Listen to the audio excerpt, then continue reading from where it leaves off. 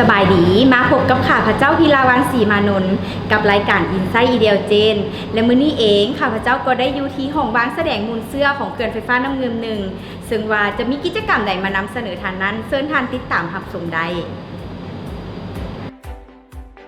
ในวันศุกร์ที่15 พฤษภาคม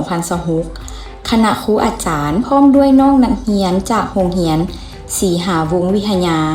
จำนวน25 คนได้เข้าเยี่ยมยามและทัศนศึกษาที่เขื่อนไฟฟ้าน้ำเงิมหนึ่ง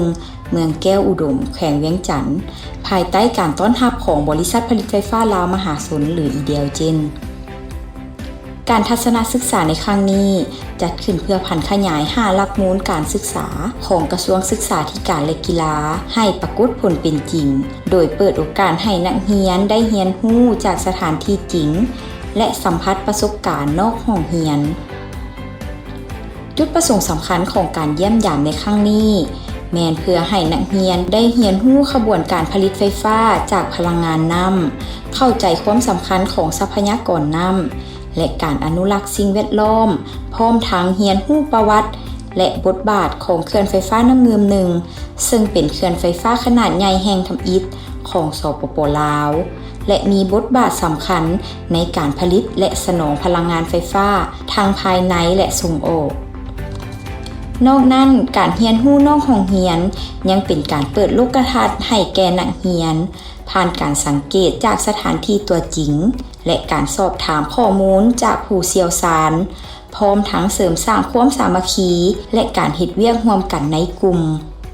และนอกนั้นทางคณะดังกล่าวก็ได้เข้าชมห้องวางแสดงมูลเสื้อของเขื่อนไฟฟ้าน้ำเงิมหนึ่งซึ่งหากก็เปิดอย่างเป็นทางการวางบ่ดนมานี้พร้อมทั้งได้เข้าเยี่ยมชมห้องควบคุมการผลิตและบริเวณโรงจักรของเขื่อนไฟฟ้าน้ำเงิมหนึ่งเพื่อศึกษาการดำเนินงานตัวจริงของเขื่อนไฟฟ้าพลังงานน้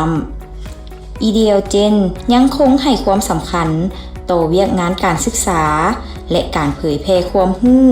ด้านพลังงาน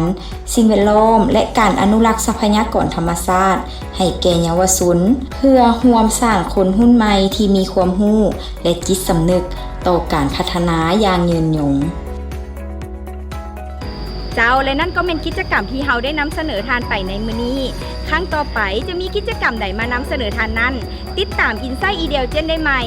บริษัทผลิตไฟฟ้าลาวมหาชนทางเลือกที่ยืนยงสำหรับทานพลังงานที่ยืนยงสำหรับชาติสบายดี